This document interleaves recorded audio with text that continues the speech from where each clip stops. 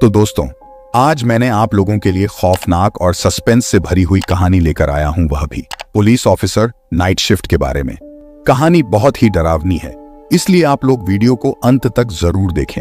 दोस्तों, अगर आपके पास कोई डरावनी सच्ची कहानी है तो आप मुझे इंस्टाग्राम पर अपनी कहानी भेज सकते हैं। वीडियो शुरू करने से पहले मुझे आप सबसे छोटी सी रिक्वेस्ट है कि अगर आप मेरे चैनल पर नए हैं तो मेरे चैनल को सब्सक्राइब करना और मेरी वीडियो को लाइक भी करना।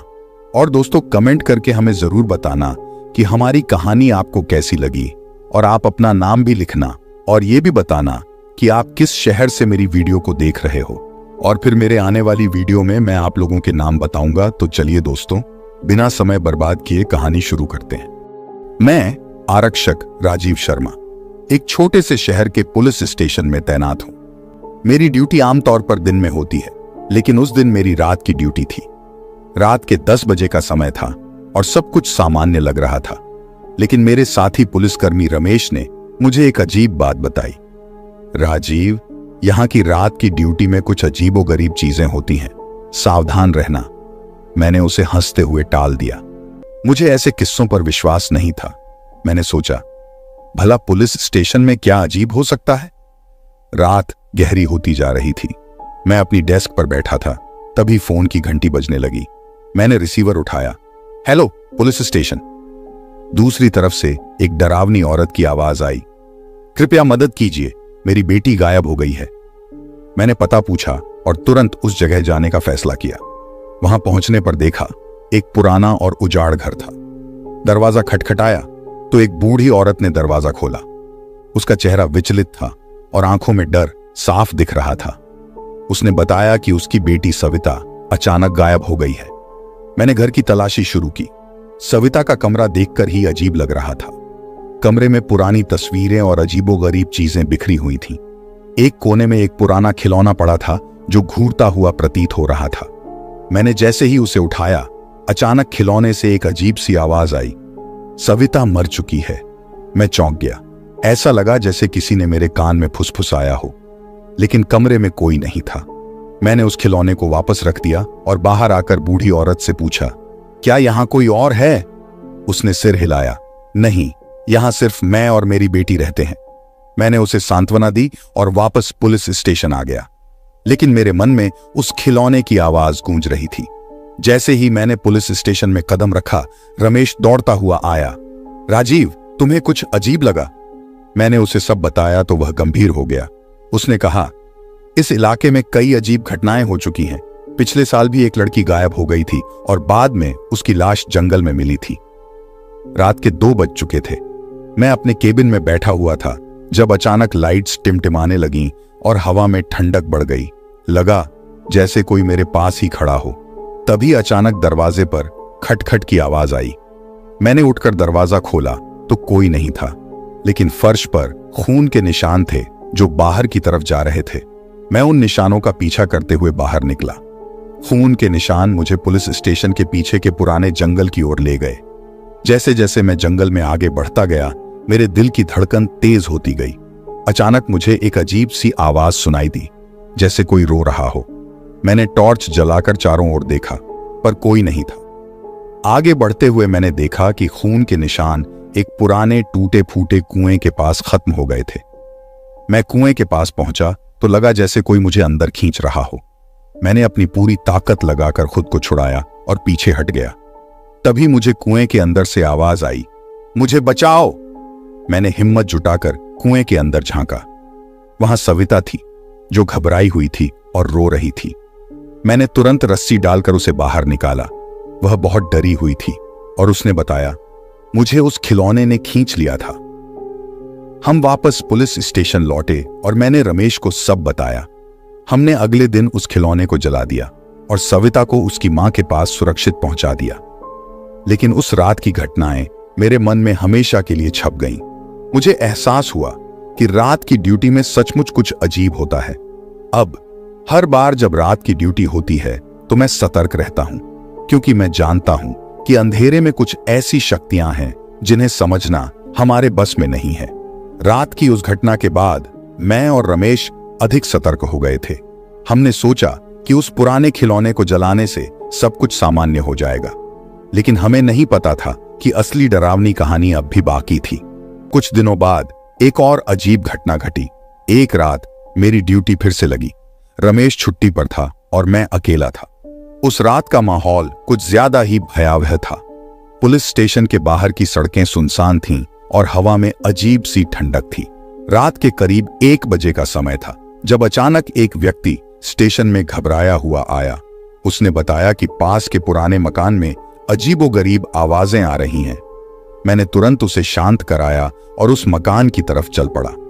मकान पहुंचने पर देखा वह वही घर था जहां सविता और उसकी मां रहती थी, लेकिन इस बार घर पूरी तरह अंधेरे में डूबा हुआ था। मैं अंदर दाखिल हुआ तो घर की दीवारों पर खून के निशान थे। मैंने आवाज दी, कोई है? कोई जवाब नहीं मिला, लेकिन कमरे में किसी की मौजूदगी का एहसास हो रहा था। मैंने सविता के कमरे का दरवाजा खोला। वहां कुछ अजीब सी गतिविधियां हो रही थीं। हवा में ठंडक बढ़ गई और कमरे में चारों ओर अंधेरा फैल गया। तभी अचानक दरवाजे के पीछे से किसी ने मेरा हाथ पकड़ लिया। मैं चौंक गया और मुड़कर देखा। वहां सविता खड़ी थी, लेकिन उसकी आंखें सूनी थीं और चेहरे पर अजीब सी मुस्कान थी। मैंने डरते हुए पूछा, सविता, तुम यहां क्या कर रही हो? उसने धीमी आवाज में कहा, वो वापस आ गया है। मैंने पूछा, कौन वापस आ गया है? तभी अचानक कमरे की खिड़की अपने आप खुल गई और जोर से हवा चलने लगी। सब कुछ हिलने लगा और दीवारों से खून बहने लगा। मैंने सविता को पकड़कर बाहर निकाला और उसकी मां को ढूंढने लगा, लेकिन पूरे घर में कहीं कोई नहीं था। हम बाहर निकले तो देखा पूरे मकान के चारों ओर धुंध फैल गई थी। मेरी गाड़ी का इंजन भी चालू नहीं हो रहा था। तभी अचानक किसी ने मेरे कंधे पर हाथ रखा। मैंने पीछे मुड़कर देखा, वह रमेश था। उसने कहा, यहां से जल्दी निकलो, ये जगह अब सुरक्षित नहीं है। हम किसी तरह गाड़ी को धक्का देकर बाहर निकले। जब हम पुलिस स्टेशन पहुंचे तो सविता ने हमें एक भयानक सच्चाई बताई। उसने कहा कि उस पुराने खिलौने में एक आत्मा बसी हुई थी जो अब भी उसे सताने के लिए वापस आ गई थी। हमने इस बात को गंभीरता से लिया और शहर के एक अनुभवी तांत्रिक को बुलाया। तांत्रिक ने बताया कि उस खिलौने को जलाना काफी नहीं था, हमें आत्मा को पूरी तरह से शांति प्रदान करनी होगी। तांत्रिक ने हमें एक अनुष्ठान करने को कहा। हमने उस पुराने घर में जाकर अनुष्ठान किया। तांत्रिक ने मंत्रों का जाप शुरू किया और सविता को बीच में बैठाकर पूजा की। जैसे जैसे मंत्रों का प्रभाव बढ़ा, घर में अजीब घटनाएं घटने लगीं। खिड़कियां अपने आप बंद खुलने लगीं, दीवारों से खून बहने लगा और हवा में चीखें गूंजने लगीं। तांत्रिक ने कहा, डरो मत, यह आत्मा की आखिरी कोशिश है। इसे शांत करने के लिए ध्यान मत भटकाओ।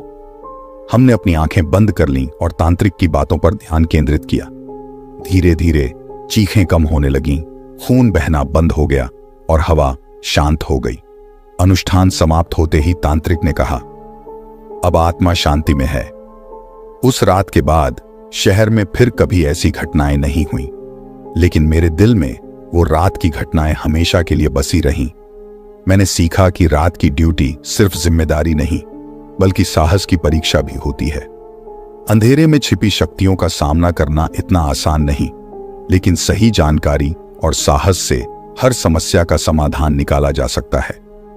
तांत्रिक के अनुष्ठान के बाद कुछ महीनों तक सब कुछ सामान्य था। शहर में किसी भी प्रकार की अजीब घटनाएं नहीं हुई, लेकिन मेरे मन में उस रात की भयावह यादें अब भी जीवित थीं। मुझे लगता था कि उस आत्मा ने हमें पूरी तरह से नहीं छोड़ा है। एक रात फिर से मेरी ड्यूटी लगी। रमेश ने मुझसे कहा, राजीव, आज रात फिर से सावधान रहना। पिछले कुछ दिनों से मैंने अजीब आवाजें सुनी हैं। मैंने उसकी बातों को ध्यान में नहीं लिया और अपनी ड्यूटी पर लग गया। रात के 12 बजे का समय था जब फोन की घंटी फिर से बजी। इस बार फोन पर किसी ने कुछ नहीं कहा, बस एक अजीब सी आवाज आई, जैसे किसी ने गहरी सांस ली हो। मैंने फोन रख दिया और सोचा कि शायद कोई मजाक कर रहा हो। रात के 2 बजे के करीब पुलिस स्टेशन के बाहर किसी ने जोर से दरवाजा खटखटाया। मैंने दरवाजा खोला तो वहां कोई नहीं था, लेकिन फर्श पर वही खून के निशान थे। मेरा दिल तेजी से धड़कने लगा। मैंने उन निशानों का पीछा करना शुरू किया और वे निशान मुझे उसी पुराने मकान की ओर ले गए। मकान के पास पहुंचते ही मुझे वहां की हवा में अजीब सी ठंडक महसूस हुई। घर की खिड़कियां बंद थीं और अंदर से कोई आवाज नहीं आ रही थी। मैंने हिम्मत जुटाकर दरवाजा खोला और अंदर दाखिल हुआ। जैसे ही मैंने सविता के कमरे का दरवाजा खोला, वहां का दृश्य देखकर मैं स्तब्ध रह गया। सविता की मां दीवार पर लटकी हुई थी और उसके चेहरे पर अजीब सी मुस्कान थी। मैंने तुरंत ही पुलिस स्टेशन को सूचना दी और बाकी टीम को बुलाया। जब तक वे पहुंचे, मैंने घर की तलाशी ली। मुझे सविता का कहीं भी कोई पता नहीं चला। रमेश और बाकी पुलिसकर्मी पहुंचे और हमने पूरे घर की छानबीन की, लेकिन सविता का कोई सुराग नहीं मिला। रात के 4 बजे जब हम सभी घर के बाहर खड़े थे, तभी अचानक हमें घर के अंदर से फिर से आवाजें सुनाई देने लगी। रमेश ने कहा, लगता है हमें तांत्रिक को फिर से बुलाना होगा। तांत्रिक को बुलाया गया और उसने फिर से अनुष्ठान किया, लेकिन इस बार आत्मा ने और भी ज्यादा हिंसक प्रतिक्रिया दी। तांत्रिक ने हमें बताया, यह आत्मा बहुत ताकतवर है, इसे सिर्फ अनुष्ठान से शांत नहीं किया जा सकता, हमें इसका असली कारण खोजना होगा। हमने तांत्रिक के कहने पर पुराने रिकॉर्ड्स खंगालने शुरू किए। हमें पता चला कि वह घर पहले एक पागल खाने के रूप में इस्तेमाल होता था। वहां पर कई लोगों को बंदी बनाकर रखा गया था और उन पर अत्याचार किए गए थे। उनमें से कई लोगों की आत्माएं अब भी वहां बसी हुई थीं। तांत्रिक ने हमें बताया, हमें उन आत्माओं को शांति दिलाने के लिए उनके नाम और कहानियों को जानना होगा, तभी हम उन्हें मुक्ति दिला सकते हैं। हमने पुराने रिकॉर्ड्स से उन लोगों के नाम और कहानियां निकाली। तांत्रिक ने एक बड़ा अनुष्ठान आयोजित किया, जिसमें उन सभी आत्माओं को मुक्ति दिलाने की कोशिश की गई। अनुष्ठान के दौरान हमें कई अजीब चीजें महसूस हुईं। दीवारों पर छायाएं चलने लगीं, हवा में चीखें गूंजने लगीं और पूरे घर में एक अजीब सी ऊर्जा फैल गई। तांत्रिक ने कहा, अब सब मिलकर इन आत्माओं के नाम लें और उन्हें शांति की प्रार्थना करें। हमने तांत्रिक के निर्देशानुसार उन आत्माओं के नाम लेकर शांति की प्रार्थना की। धीरे धीरे चीखें कम हो गईं, छायाएं गायब हो गईं और घर में शांति फैल गई। तांत्रिक ने बताया कि अब सभी आत्माओं को शांति मिल चुकी है और वे हमें कभी परेशान नहीं करेंगी। उस घटना के बाद मैंने अपने पुलिस करियर में कभी भी इतनी डरावनी रात नहीं देखी, लेकिन उस रात ने मुझे यह सिखाया कि हर चीज का एक कारण होता है और हर समस्या का समाधान भी। हमें बस हिम्मत और सही दिशा में प्रयास करने की जरूरत होती है। आज भी जब रात की ड्यूटी पर होता हूं तो मुझे उस भयानक रात की याद आती है, लेकिन अब मैं जानता हूं कि किसी भी अंधेरे में छिपी शक्ति को समझदारी और साहस से हराया जा सकता है। तांत्रिक के अनुष्ठान और आत्माओं को शांति मिलने के बाद हमारा शहर सामान्य हो गया, लेकिन मेरी और रमेश की जिंदगी में वह रात हमेशा के लिए बदल गई थी। अब हम हर रात की ड्यूटी पर कुछ ज्यादा ही सतर्क रहते थे। 1 साल बीत चुका था और सब कुछ सामान्य चल रहा था, लेकिन एक रात फिर से कुछ अजीब हुआ। उस रात रमेश और मैं दोनों ही ड्यूटी पर थे। रात के करीब 3 बजे पुलिस स्टेशन के फोन पर एक अजीब कॉल आई। इस बार आवाज बहुत धीमी और खतरनाक थी। तुमने हमें नहीं छोड़ा, हम फिर से लौट आए हैं। हम दोनों ने एक दूसरे की तरफ देखा। रमेश ने कहा, यह फिर से शुरू हो रहा है राजीव, हमें तुरंत कुछ करना होगा। हमने तांत्रिक को फिर से बुलाया, लेकिन इस बार तांत्रिक ने आने से मना कर दिया। उसने कहा, अब तुम दोनों को खुद ही इन आत्माओं का सामना करना होगा, मेरी मदद अब संभव नहीं है। हमने यह सुनकर अपने हौसले को और मजबूत किया और शहर के पुराने पागल खाने जाने का निर्णय लिया। हमें लगा कि वहीं से इन सब घटनाओं की जड़ है। जब हम पागल खाने पहुंचे तो वहां का दृश्य बहुत भयानक था। जर्जर दीवारें, टूटी हुई खिड़कियां और चारों ओर फैला सन्नाटा। हमने उस पागल खाने के हर कोने की तलाशी ली, लेकिन कुछ भी असामान्य नहीं मिला। तभी अचानक हमें एक बंद कमरे से अजीब सी आवाजें सुनाई देने लगी। हमने दरवाजा खोला तो देखा एक पुरानी कुर्सी पर एक लड़की बैठी थी। उसका चेहरा बहुत ही डरावना था और उसकी आंखों में अजीब सी चमक थी। रमेश ने डरते हुए पूछा, तुम कौन हो? लड़की ने धीमी आवाज में कहा, मैं वही हूं जिसे तुमने कभी नहीं छोड़ा। हम समझ गए कि यह आत्मा वही पुरानी है जो अब तक शांति में नहीं है। हमने तुरंत उस कमरे की तलाशी ली और वहां से एक पुरानी डायरी मिली। डायरी में उन लोगों के नाम और कहानियां लिखी थीं जिन पर यहां अत्याचार हुए थे। डायरी के अंतिम पन्नों पर लिखा था, हम तब तक चैन से नहीं सोएंगे जब तक हमें न्याय नहीं मिलेगा। हमने यह समझ लिया कि इन आत्माओं को न्याय चाहिए। हमने उन लोगों के परिवारों को खोजा और उनसे इन घटनाओं के बारे में बात की। सभी परिवारों ने मिलकर उन आत्माओं के लिए एक सामूहिक प्रार्थना सभा आयोजित की। प्रार्थना सभा के दौरान हमें कई अजीब चीजें महसूस हुईं। हवा में ठंडक बढ़ गई, दीवारों पर छायाएं चलने लगीं और पूरे घर में एक अजीब सी ऊर्जा फैल गई। लेकिन इस बार हमें डर नहीं लग रहा था। हमें पता था कि हम सही दिशा में जा रहे हैं। प्रार्थना सभा के अंत में हमने महसूस किया कि एक अजीब सी शांति फैल गई है। सभी आत्माओं को शांति मिल चुकी थी। उस रात के बाद हमें कभी भी उन आत्माओं का सामना नहीं करना पड़ा। रमेश और मैंने यह सीखा कि न्याय और प्रार्थना से हर समस्या का समाधान निकाला जा सकता है। हमें अब पता था कि किसी भी अंधेरे में छिपी शक्ति को समझदारी और साहस से हराया जा सकता है। आज भी जब हम रात की ड्यूटी पर होते हैं तो हमें उन भयावह रातों की याद आती है, लेकिन अब हम जानते हैं कि हम हर चुनौती का सामना कर सकते हैं। हम अपने शहर की सुरक्षा के लिए हमेशा तैयार रहते हैं और हर मुश्किल का डटकर सामना करते हैं। रात के करीब 12 बज रहे थे और मैं, इंस्पेक्टर अर्जुन, अपनी रात की ड्यूटी पर था। शहर के दक्षिणी छोर पर स्थित पुलिस स्टेशन में आज रात मेरी शिफ्ट थी। यह स्टेशन लगभग वीरान इलाके में था, जहां बहुत कम ही लोग आते जाते थे। इस इलाके में कुछ खास नहीं था, बस एक पुरानी झील और उसके पास बना एक जीर्ण शीर्ण हवेली। मेरी ड्यूटी पर अक्सर रात के समय अजीब घटनाएं होती थीं, लेकिन आज की रात कुछ अलग ही थी। स्टेशन में सिर्फ मैं और एक नया भर्ती हुआ सिपाही रवि थे। रवि काफी नर्वस दिख रहा था। शायद ये उसकी पहली रात की ड्यूटी थी। रात के लगभग 1 बजे फोन की घंटी बजी। मैंने फोन उठाया और दूसरी तरफ से एक डरावनी फुसफुसाती आवाज सुनाई दी। Hello, police station? मैंने हाँ में जवाब दिया। आपको झील के पास जाना होगा, आवाज ने कहा। वहां कुछ अजीब हो रहा है। मैंने उस आवाज को गंभीरता से नहीं लिया, लेकिन जब वह बार बार जोर देकर कहने लगी तो मैंने रवि को साथ लिया और झील की ओर चल पड़ा। झील पुलिस स्टेशन से लगभग 10 मिनट की दूरी पर थी। हम जब झील पर पहुंचे तो वहां का दृश्य बहुत ही खौफनाक था। चारों तरफ घना अंधेरा और झील का पानी बिल्कुल स्थिर था। हमें वहां कोई भी नजर नहीं आ रहा था, लेकिन हमें कुछ अजीब सी आवाजें सुनाई दे रही थीं। सर, ये आवाजें कैसी हैं? रवि ने डरते हुए पूछा।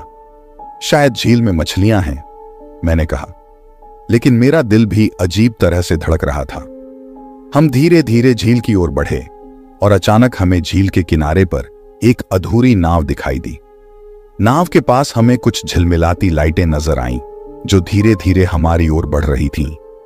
मैंने रवि को इशारा किया कि वह चुप रहे और हम दोनों ने झाड़ियों के पीछे छिपकर देखा। कुछ देर बाद उन लाइटों के पास हमें एक आदमी की परछाई दिखाई दी। वह परछाई धीरे धीरे झील के किनारे चल रही थी और हम उसकी हरकतों को ध्यान से देख रहे थे। सर, वह आदमी कौन हो सकता है? रवि ने फुसफुसाकर पूछा। मुझे नहीं पता, लेकिन हमें उसके पास जाकर देखना चाहिए, मैंने कहा। हम दोनों धीरे धीरे झाड़ियों से बाहर निकले और उस आदमी की ओर बढ़े। जब हम उसके करीब पहुंचे तो हमें उसकी पहचान स्पष्ट नहीं हो पा रही थी। उसका चेहरा अंधेरे में छिपा हुआ था। अचानक वह आदमी मुड़ा और उसकी आंखें लाल चमकने लगीं। मैं और रवि दोनों ही डर के मारे पीछे हट गए। आप कौन हैं? मैंने हिम्मत जुटाकर पूछा। वह आदमी बिना कुछ कहे हमें घूरता रहा। उसकी आंखों में ऐसी रहस्यमयी चमक थी जो हमें और भी डरा रही थी। अचानक वह आदमी झील के पानी में कूद गया और देखते ही देखते गायब हो गया। रवि ने घबराकर कहा, सर, हमें यहां से चलना चाहिए। लेकिन मुझे लगा कि इस रहस्य को सुलझाना बहुत जरूरी है। मैंने रवि से कहा, हम अभी नहीं जा सकते, हमें पता लगाना होगा कि यह सब क्या है। हम झील के किनारे पर खड़े होकर उस आदमी की तलाश करने लगे। तभी हमें झील के दूसरे किनारे पर एक चमकती हुई रोशनी नजर आई। हम तेजी से उस ओर बढ़े। जब हम वहां पहुंचे तो हमने देखा कि एक पुरानी डायरी और एक टूटा हुआ लैंप पड़ा हुआ था। मैंने डायरी उठाई और उसे खोलकर पढ़ना शुरू किया। उसमें लिखा था कि यह डायरी 1 साल पहले गुम हुए आदमी की है, जिसका नाम राजेश था। राजेश ने अपनी आखिरी एंट्री में लिखा था कि वह इस झील में कुछ अजीब चीजें देख रहा है और उसे लगता है कि कोई उसे मारने की कोशिश कर रहा है। सर, यह सब बहुत डरावना है, रवि ने कहा। हाँ, लेकिन हमें पता लगाना होगा कि राजेश के साथ क्या हुआ, मैंने कहा। हमने झील के आसपास और तलाश करने का फैसला किया। तभी हमें एक पुरानी हवेली दिखाई दी जो झील के पास स्थित थी। हवेली बहुत ही खौफनाक लग रही थी और ऐसा लग रहा था जैसे वहां कई सालों से कोई नहीं गया हो। हमने हिम्मत जुटाई और हवेली के अंदर घुसे। अंदर का माहौल बहुत ही डरावना था। दीवारों पर मकड़ियों के जाले थे और हर जगह धूल जमा थी। हमें एक सीढ़ी नजर आई जो ऊपर की ओर जा रही थी। हम दोनों ने धीरे धीरे सीढ़ी चढ़ना शुरू किया। ऊपर की मंजिल पर हमें एक कमरा दिखा जिसका दरवाजा थोड़ा सा खुला हुआ था। हम कमरे के अंदर घुसे और देखा कि वहां एक पुराना लकड़ी का बिस्तर और एक टूटा हुआ आईना था। आईने में हमें अपनी परछाइयां नजर आ रही थीं, लेकिन अचानक हमें लगा कि परछाइयां हिल रही हैं, जबकि हम स्थिर खड़े थे। सर, ये आईना, ये तो बहुत अजीब है, रवि ने डरते हुए कहा। शायद ये कोई ऑप्टिकल इल्यूजन है, मैंने कहा, लेकिन मेरे दिल में भी डर समा गया था। तभी हमें आईने के पीछे से किसी के हंसने की आवाज आई। हम दोनों ने एक साथ मुड़कर देखा, लेकिन वहां कोई नहीं था। कमरे में अजीब सी ठंडक बढ़ती जा रही थी। हमें समझ नहीं आ रहा था कि यह सब क्या हो रहा है। हमें यहां से तुरंत निकलना चाहिए, मैंने कहा, और रवि ने सहमति में सिर हिलाया। हम तेजी से सीढ़ियां उतरने लगे, लेकिन तभी हमें लगा कि किसी ने हमारा पीछा करना शुरू कर दिया है। हम और तेजी से भागने लगे, लेकिन जैसे ही हम हवेली से बाहर निकले, दरवाजा खुद ब खुद बंद हो गया और एक जोरदार आवाज हुई। हमने मुड़कर देखा और पाया कि दरवाजे पर खून के निशान बने हुए थे। यह सब क्या हो रहा है? रवि ने हांफते हुए पूछा। मुझे नहीं पता, लेकिन हमें इस रहस्य को सुलझाना होगा, मैंने कहा। हमने तय किया कि अब हमें सीधे पुलिस स्टेशन वापस जाकर इस घटना की रिपोर्ट बनानी चाहिए। लेकिन जैसे ही हम वापस लौटने लगे, हमें झील के पास एक और चमकती हुई रोशनी दिखाई दी। इस बार वह रोशनी झील के बीच से आ रही थी। सर, वह देखिए, रवि ने इशारा किया। हमें उस रोशनी की ओर जाना होगा, मैंने कहा। हम दोनों झील के किनारे पर पहुंचे और एक छोटी नाव में बैठकर रोशनी की ओर बढ़ने लगे। जब हम झील के बीच में पहुंचे तो हमें एक अजीब सी आकृति पानी में तैरती हुई दिखाई दी। वह आकृति धीरे धीरे हमारी नाव के पास आ रही थी। हम दोनों डरे हुए थे, लेकिन हमें इस रहस्य का पता लगाना था। जब वह आकृति नाव के करीब पहुंची तो हमने देखा कि वह एक कंकाल था जिसके ऊपर कुछ कपड़े लगे हुए थे। कंकाल के हाथ में एक चाबी थी और उसके पास एक छोटी सी पर्ची भी थी। मैंने पर्ची उठाई और पढ़ा, जो सच्चाई जानना चाहता है उसे हवेली की सबसे नीचे वाली तिजोरी खोलनी होगी। सर, अब हमें क्या करना चाहिए? रवि ने पूछा। हमें वापस हवेली जाना होगा, मैंने कहा। हमने नाव को किनारे पर लगाया और तेजी से हवेली की ओर लौटे। इस बार हम सीधे हवेली के बेसमेंट की ओर बढ़े। बेसमेंट में बहुत अंधेरा था और हमें डर लग रहा था कि वहां कोई खतरा हो सकता है। हमने चाबी से तिजोरी खोली और उसके अंदर हमें एक पुरानी तस्वीर और कुछ दस्तावेज मिले। तस्वीर में वही आदमी था जिसे हमने झील के किनारे देखा था। दस्तावेजों में लिखा था कि यह आदमी राजेश है और वह इस हवेली का मालिक था। उसे किसी ने धोखे से मारकर झील में फेंक दिया था। यह तो बहुत भयानक है, रवि ने कहा। हां, और अब हमें इस सच्चाई को उजागर करना होगा, मैंने कहा। हमने उन दस्तावेजों को सबूत के रूप में रखा और वापस पुलिस स्टेशन लौट आए। हमने पूरी घटना की रिपोर्ट बनाई और अगले दिन इस मामले की जांच शुरू की। धीरे धीरे सच्चाई सामने आई और हमें पता चला कि राजेश को उसके व्यापारिक साझेदार ने मारकर उसकी संपत्ति हड़प ली थी। इस खौफनाक रात के बाद हमने इस मामले को सुलझा लिया और राजेश की आत्मा को न्याय मिला। लेकिन वह रात हमें हमेशा याद रहेगी, जिसने हमें यह सिखाया कि कभी कभी सच्चाई खोजने के लिए डर का सामना करना जरूरी होता है। उस रात के बाद मेरी और रवि की जिंदगी कभी पहले जैसी नहीं रही। पुलिस स्टेशन में उस रात की कहानी मशहूर हो गई थी। हर कोई हमारी बहादुरी की तारीफ कर रहा था, लेकिन हमें पता था कि उस डरावनी रात ने हमारी हिम्मत और समझ को एक नई दिशा दी थी। कुछ दिनों बाद मैं और रवि राजेश के घर वालों से मिलने गए। जब हमने उन्हें सारी घटना बताई और राजेश की डायरी और दस्तावेज सौंपे तो उनकी आंखों में आंसू आ गए। वे बहुत दिनों से इस न्याय की उम्मीद कर रहे थे और अब उन्हें राहत मिली थी। इस घटना के बाद उस हवेली को सील कर दिया गया और झील के पास एक स्मारक बनाया गया ताकि लोग राजेश की कहानी और उस रात के बारे में जान सकें। यह स्मारक उन सभी के लिए एक चेतावनी थी जो लालच और धोखे का सहारा लेते हैं। हमारी उस रात की बहादुरी ने हमें शहर में हीरो बना दिया था, लेकिन हमारे दिल में वह डर और सिहरन हमेशा बनी रही। कभी कभी रात के सन्नाटे में मुझे राजेश की लाल आंखें और उसकी खौफनाक परछाई याद आ जाती थी, लेकिन मैंने सीखा कि सच्चाई की तलाश में हमें अपने डर का सामना करना ही पड़ता है। रवि और मैंने अब भी कई रातों की ड्यूटी की, लेकिन अब हमें पता था कि अंधेरे में छिपे रहस्य को उजागर करने की हिम्मत हमारे अंदर है। हमने उस डरावनी रात से बहुत कुछ सीखा और उसे अपनी जिंदगी का हिस्सा बना लिया, और इस तरह राजेश की आत्मा को न्याय मिला और हमने एक और रहस्य को सुलझा लिया। लेकिन हर रात जब भी मैं उस झील के पास से गुजरता, मुझे वह रात याद आ जाती जिसने हमारी जिंदगी बदल दी थी।